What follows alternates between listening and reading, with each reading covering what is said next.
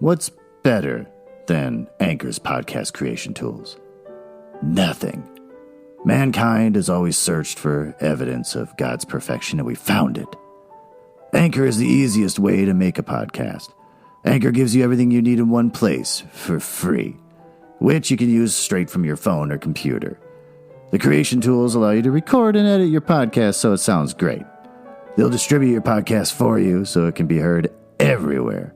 Spotify, Apple Podcasts, Google Podcasts, and the lesser of the podcast platforms like Stitcher. You can easily make money from your podcast with no minimum listenership. I've made $5, and I've been doing this for 3 months.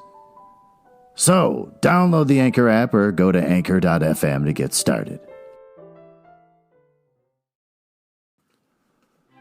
Guys, it's been a while.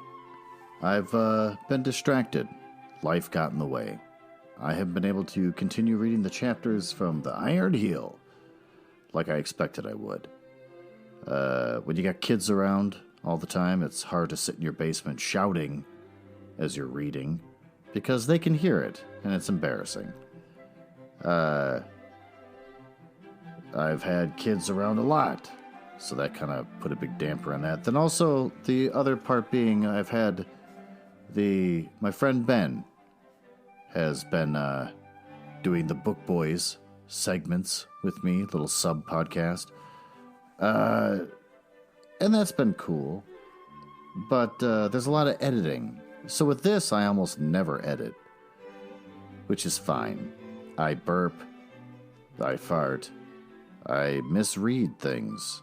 I make fun of whatever it is I'm reading. I don't edit any of it out. I just leave it in there because it's part of the...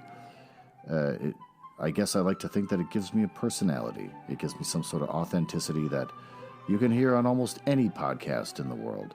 But for me, I feel like it just makes me special. But when you're doing a podcast with another person, then suddenly you feel like you're sort of on stage versus just sitting in your basement reading a book to no one in particular.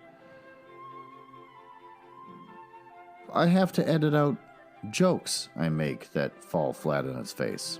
I have to edit out times when I get a little flamboyant in how I say something. I don't know. It just seems weird when there's another person there. And I'll say something, and in the recording, you can hear them just not responding very well to what I said. So I have to edit the whole experience out. So editing takes a lot of time. And that's been a lot of my time. It takes a day or so when kids aren't around to try and edit. And yeah, it's been eating up my time. So this guy has been a busy, busy boy with work, with house. My house... I found out that I had a tree guy come over and to trim up some stuff, get rid of some things. And he came to my property and started laughing. And I said, "What the heck is so funny, working man, proletariat?" And he said, "I've never seen a man with your problems before. You have ash trees. All your trees are ash trees. And you have the emerald ash borer, I guess, is a big trend right now." When I say this out loud, I have no idea what I'm saying. But if I say it to other people, they know exactly what I'm saying, and they're like, "Oh yeah, that's serious." So apparently it's like a big thing. I think it's one of those local news kind of emergencies that people bring up. So all my trees are ash trees, and they're all dying. And I guess the city can come around and see that, and they can make me spend a ton of money cutting it down. So this guy said, "Yeah, all your trees, you've got like 7. And they're all dead." And I said, "Oh, how much does it cost to get rid of them?" And he said, $15,000. I said, "Why?" And he said, "Because you've got trees that are between your house and your neighbor's house. We have to get a crane and all this stuff. We can't climb it because it's all brittle and falling apart." And I said, "Dear God, I don't have $15,000. So that's been a lot of fun. He said, "Let's send a man over. I know a man. He can inject your trees with some sort of serum a magic elixir to keep those trees alive. Just long enough so you can take some time and save up some money to try and get rid of the rest. And I said, all right, fine. And he goes, but this has to happen like immediately because within 20 days, these other trees that still have leaves on them could be completely dead. And I said, crap. So I call this person. They say, I'll be over tomorrow at 4. Guy never showed up. I text him, so when do you think you could be available? He says, how about today? And I said, okay, I'm around all evening. Let me know. And he said, all right, never showed up. So tomorrow I have to call this guy again. Or something. I have to get someone to come inject the trees to save them. It's been a nightmare. My lawn is dead. I had a guy come out and spray it to get rid of all the weeds because there's no grass, just all weeds. So now it's just a big dirt lot. But I don't have the money now to put down grass seed and do all this stuff. So that's been a nightmare. I got the AC put in. The central air, I got that put in. But the guy who put it in, he's a nice man. But then he found a hoodie that had like Harley Davidson stuff on it. And I'm not a guy that cares about Harley Davidsons or motorcycles in general. He saw it. He looked at it. He said, is this yours or mine? And I said, it's not mine. I'm sure it's yours. And he goes, I came here with a hoodie, but I've never seen this hoodie before in my life. And I said, I guarantee you I do not have a hoodie like that in my house. It came from outside. And he said, huh. Then he went down to my basement where they've been doing some work. And I could hear him talking to himself about how he really doesn't want to take off with somebody else's hoodie and was real concerned about it. But he did that for a long time. He was down in the basement for 15 minutes talking to himself. So that was disturbing. At least that got done. That cost a lot of money too. So I'm going broke. Not broke. My nest egg is getting depleted. So at least I have my Nest cameras so I can monitor the outside of my house from the comfort of my cell phone and see if strangers are walking around. I don't know. So I got that going for me. And a lot of bugs. A lot of bugs. I got one on my wall right now and it's disgusting. I think it's dead. So that's home ownership for you. Father's Day. That's a thing that happened today. I hung out with the kids. Told them about how when they were younger we used to watch SpongeBob and how it's a good show. My kids hate SpongeBob, but they loved it when they were younger. But now there's a lot of memes involving SpongeBob that they think are hilarious. And I said, yeah, because SpongeBob is hilarious. That's the reason why there's memes. And they said, well, we should watch some. So we all got on the couch and we all snuggled up. We watched SpongeBob this morning. Then, randomly, they wanted to go to Dunkin' Donuts. That surprised me.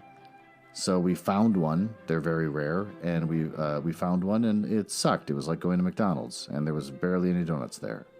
And the people that go to Dunkin' Donuts are not the quality people. They're sad things. Then we went to Bachman's to go get some flowers to decorate the outside of the house. And that was my Father's Day. I texted a lot of people saying Happy Father's Day, and as far as I know, they are fathers, and they seemed happy to hear about that. And there's been a lot of small talk since over texting. And that's it. I've been on a huge hiatus just because I'm editing other podcasts and just life. So let's get into the book. It's been a while. I don't even remember anything that's going on. But we're going to dive in. We're going to figure it out together. Also, there may or may not be inappropriate content for kids or really sensitive adults.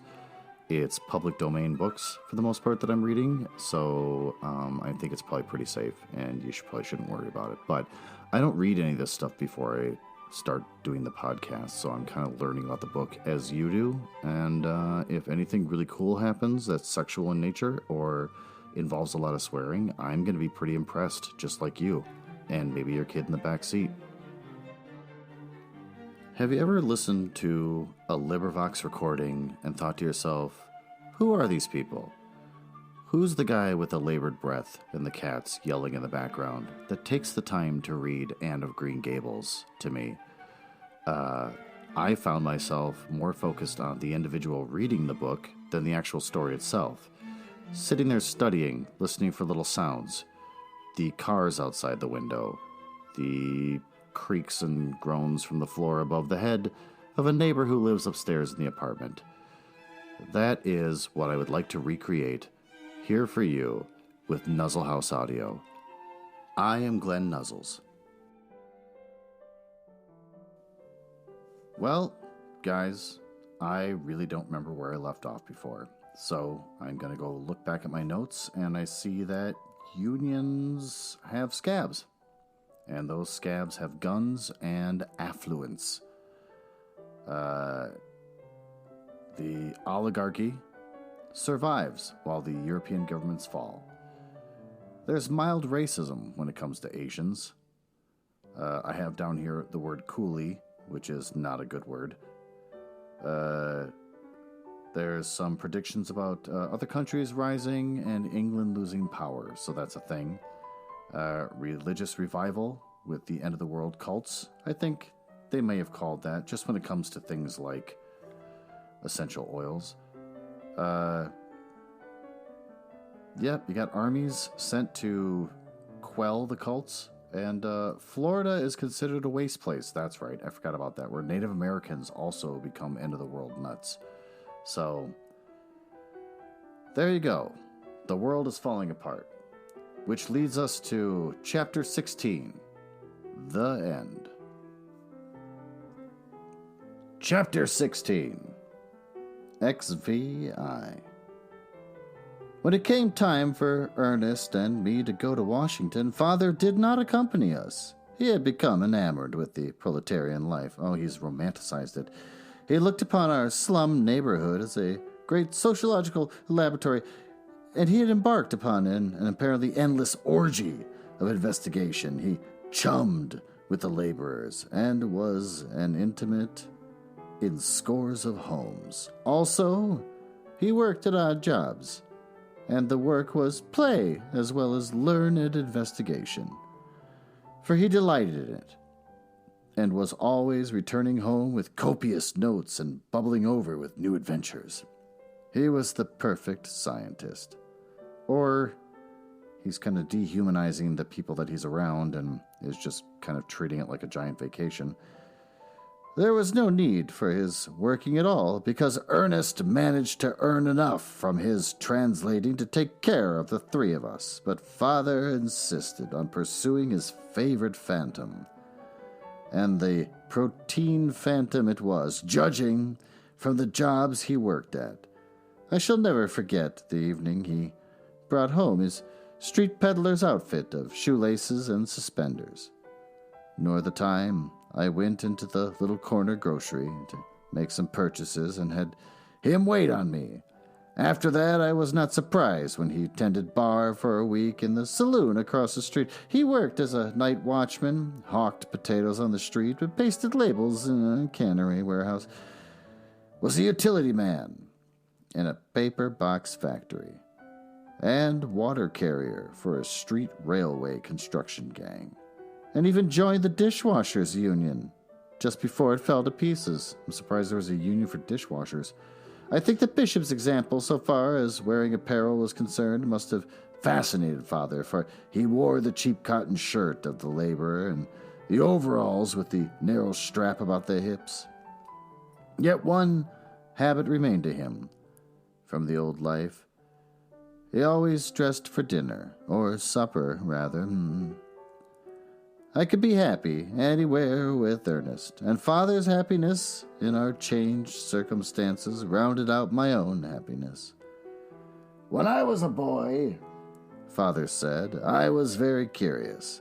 I wanted to know why things were and how they came to pass. That was why I became a physicist. The life in me today is just as curious as it was in my boyhood. And it's the being curious that makes life worth living. Sometimes he ventured north of Market Street into the shopping and theater district, where he sold papers, ran errands, and opened cabs. There, one day, closing a cab, he encountered Mr. Wixon. In high glee, Father described the incident to us that evening. Wixon looked at me sharply when I closed the door on him and muttered, "Well, I'll be damned." Just like that, he said it. "Well, I'll be damned."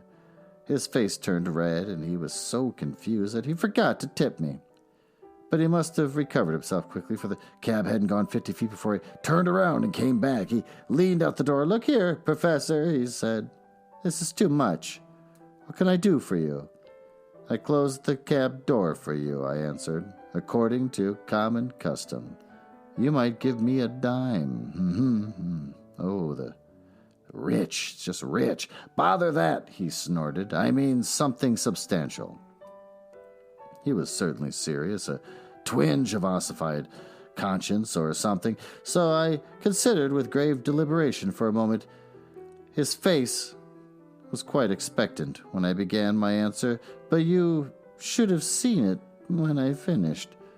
"You might give me back my home," I said, "and my stock in the Sierra Mills." Which you think he wouldn't want to have that stock. I do remember that much. Father paused. What did he say?" I questioned eagerly. "What could he say?" "He said nothing, but I said, 'I hope you're happy.'" He looked at me curiously. "Tell me, are you happy?" I asked. He ordered the cabman to drive on. He went away swearing horribly. And he didn't give me the dime, much less the home and the stock. So you see, my dear, your father's street Arab career is beset with disappointments. Street Arab. And so it was that Father kept on at our Pell Street quarters while Ernest and I went to Washington. Except for the final consummation, the old order had passed away, and the final consummation was nearer than I dreamed. Contrary to our expectation, no obstacles were raised to prevent the socialist congressmen from taking their seats. Everything went smoothly, and I laughed at Ernest when he looked upon the very smoothness as something ominous. We found our socialist comrades confident, optimistic of their strength, and of the things they would accomplish. A few Grangers who had been elected to Congress increased our strength, and an elaborate program of what was to be done was prepared by the united forces, in all of which Ernest joined loyally and energetically, though he could not forbear now and again from saying, apropos of nothing in particular, "When it comes to powder, chemical mixtures are better than mechanical mixtures. You take my word."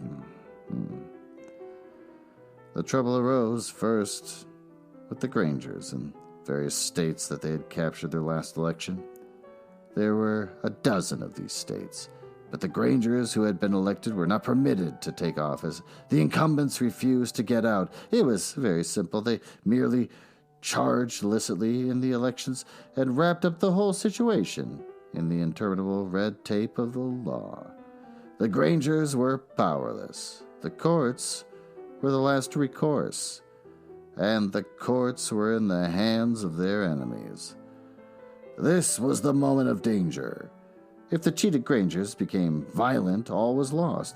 How we socialists worked to hold them back! There were days and nights when Ernest never closed his eyes in sleep. The big leaders of the Grangers saw the peril and were with us to a man. But it was all of no avail. The oligarchy wanted violence, and it had set its agent provocateurs to work without discussion. It was the agent provocateurs who caused the peasant revolt. In a dozen states, the revolt flared up. The expropriated farmers took forcible possession of the state governments. Of course, this was unconstitutional, and of course, the United States put its soldiers into the field. Everywhere the agent provocateurs urged the people on. These emissaries of the Iron Heel disguised themselves as artisans, farmers, and farm laborers. In Sacramento, the capital of California, the Grangers had succeeded in maintaining order. Thousands of secret agents were rushed to the devoted city, In mobs composed wholly of themselves, they fired and looted buildings and factories. They worked the people up until they joined them in the pillage. Liquor in large quantities was distributed among the slum classes, further to inflame their minds. And then, when all was ready, appeared upon the scene the soldiers of the United States, who were in reality the soldiers of the Iron Heel. 11,000 men, women, and children were shot down in the streets of Sacramento or murdered in their houses. The national government took possession of the state's government, and all was over for California. And as with California, so elsewhere, every Granger's state was ravaged with violence and washed in blood. First, disorder was precipitated by the secret agents and the Black Hundreds, and then the troops were called out. Rioting and mob rule reigned throughout the rural districts. Day and night the smoke of burning farms, warehouses, villages, and cities filled the skies. Dynamite appeared. Railroad bridges and tunnels were blown up, and trains were wrecked. The poor farmers were shot and hanged, and great numbers of reprisals were bitter. And many plutocrats and army officers were murdered. Blood and vengeance were in men's hearts. The regular troops fought the farmers as savagely as they had been Indians, and the regular troops had cause. 2,800 of them had been annihilated in a tremendous series of dynamite explosions in Oregon. And in a similar manner, a number of train loads at different times and places had been destroyed. So it was that the regular troops fought for their lives as well as did the farmers. Let's take a break. And let's learn about a new upcoming book from Penguin Random House. This will come out on June 18th, so get your credit cards ready. It's called The Peculiar Pig by Joy Steuerwald. Illustrated also by Joy Steuerwald.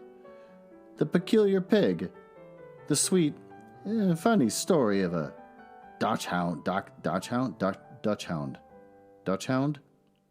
puppy who learns it is fine to be different from her piglet siblings. There was a different sort of piglet in the pig pen one cool spring morning. That, quote, different one is named Penny, and she's really not a piglet at all. She's a puppy who gets longer and longer as her piglet siblings get bigger and bigger. Penny doesn't understand why she's different. She only knows that Mama Pig loves her just the same as the rest of the litter. Penny's siblings are baffled by her peculiar behavior, like digging with her paws instead of her snout. And especially her loud, sharp oink. Good thing Penny likes all the sounds she can make, and when danger strikes and her peculiarities prove to be strengths, the piglets see that sometimes it's good to be a little different! Exclamation point. Want to hear some praise? Steuerwald's debut as both author and illustrator is an excellent, gently told addition to anti-bullying adoption and individuality story times. What does that mean? In individuality story times. The adorable piglets and Dachshund pup are expressive and distinct, with a look that strikes the right balance between cartoon and realism. The bullying never rises beyond giggles at Penny's differences, making this a good conversation starter, even for the youngest of audiences. Look forward to more from Steuerwald. Penny, the puppy piglet, is perfection. From Kirkus Reviews. Back to the story. As for the militia law of 1903 was put into effect, and the workers of one state were compelled under pain of death, to shoot down their comrade workers in other states. Of course, the militia law did not work smoothly at first. Many militia officers were murdered, and many militiamen were executed. By drumhead court-martial, Ernest's prophecy was strikingly fulfilled in the cases of Mr. Kowalt and Mr. Asmussen. Both were eligible for the militia, and both were drafted to serve in the punitive expedition that was dispatched from California against the farmers of Missouri. Mr. Kowalt and Mr. Asmussen refused to serve. They were given short shrift. Drumhead court-martial was their portion, and military execution their end. They were shot with their backs to the firing squad. Many young men fled into the mountains to escape serving in the militia. There they became outlaws, and it was not until more peaceful times that they received their punishment. It was drastic. The government issued a proclamation for all law-abiding citizens to come in from the mountains for a period of 3 months. When the proclaimed date arrived, 500,000 soldiers were sent into the mountainous districts elsewhere.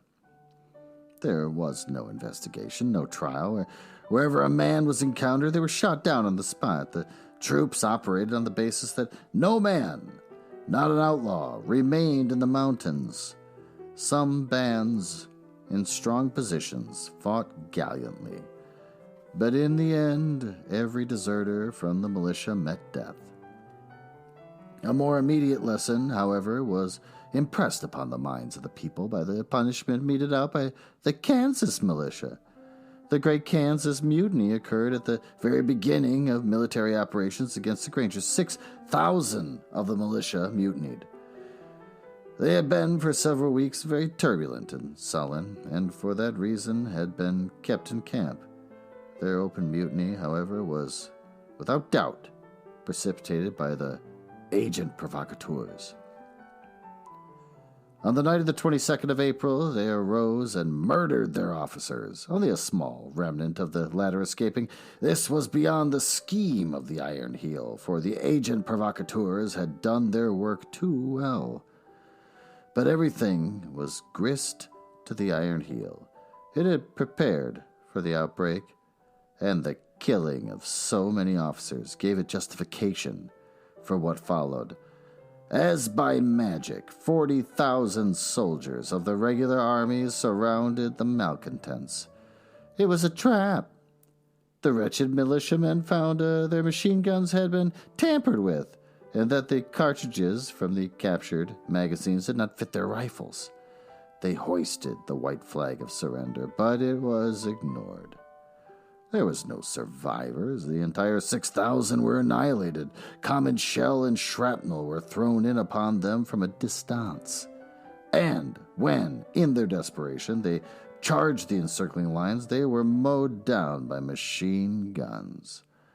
I talked with an eyewitness, and he said that the nearest any militia men approached the machine guns was 150 yards. The earth was carpeted with the slain, and a final charge of cavalry, with trampling of horses' hooves. Revolvers and sabers crushed the wounded into the ground. Simultaneously with the destruction of the Grangers came the revolt of the coal miners. It was the expiring effort of the organized labor. 750,000 miners went out on strike, but they were too widely scattered over the country to advantage from their own strength. They were segregated in their own districts and beaten into submission. This was the first great slave drive. Pocock won his spurs as a slave driver and earned the undying hatred of the proletariat. Countless attempts were made upon his life, but he seemed to bear a charmed existence. It was he who was responsible for the introduction of the Russian passport system among the miners and the denial of their right of removal from one part of the country to another. In the meantime, the socialists held firm. While the Grangers expired in flame and blood, and organized labor was disrupted.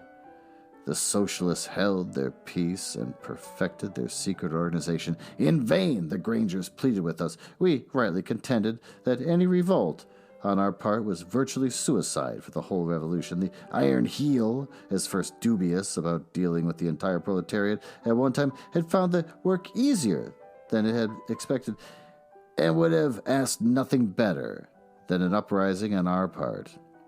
No, that's a good spot to put yourself in. Like, we're too important, and they're just waiting for us, so we're not going to do it. But we avoided the issue, in spite of the fact that agent provocateurs swarmed in our midst. In those early days, the agents of the Iron Heel were clumsy in their methods. They had much to learn, and in the meantime, our fighting groups weeded them out. It was bitter, bloody work, but we were fighting for life and for the revolution. And we had to fight the enemy with its own weapons. Yet we were fair. No agent of the Iron Heel was executed without trial. We may have made mistakes, but if so, very rarely. The bravest and the most combative of the self-sacrificing of our comrades went into the fighting groups. Once, after 10 years had passed, Ernest made a calculation from figures furnished by the chiefs of the fighting groups, and his conclusion was that of the average life of a man or woman after becoming a member was 5 years. The comrades of the fighting groups were heroes all, and the particular thing about it was that they were opposed to the taking of life. They violated their own natures, yet they loved liberty and knew of no sacrifice too great to make for the cause. The task we set for ourselves was threefold. First, the weeding out from our circles of the secret agents of the oligarchy. Second, the organizing of the fighting groups, and outside of them, of the general secret organization of the revolution. And third, the introduction of our own secret agents into every branch of the oligarchy, into the labor castes, and especially among the telegraphers and secretaries and clerks, into the army, the agent provocateurs, and the slave drivers. It was slow work and perilous, and often were our efforts rewarded with costly failures. The Iron Heel had triumphed in open warfare, but we held our own in the new warfare, strange and awful and subterranean, that we instituted. All was unseen, much was unguessed. The blind fought the blind, and yet through it all was order, purpose, control. We permeated the entire organization of the Iron Heel with our agents, while our own organization was permeated with the agents of the Iron Heel. It was a warfare, dark and devious, replete with intrigue and conspiracy, plot and counterplot, and behind all, ever menacing, was death, violent and terrible. Men and women disappeared. Our nearest and dearest comrades, we saw them today and tomorrow. They were gone. We never saw them again, and we knew that they had died. There was no trust, no confidence anywhere. The man who plodded beside us, for all we knew, might be an agent of the Iron Heel.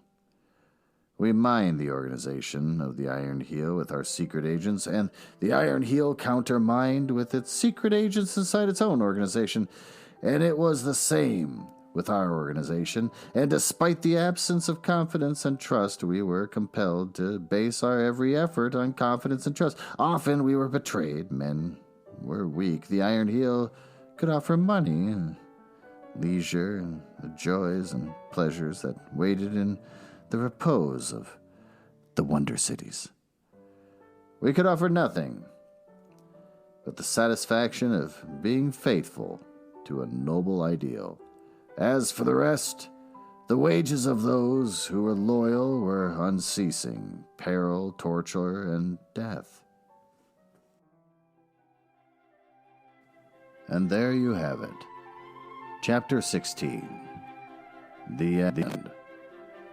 The end of what exactly, I'm not sure.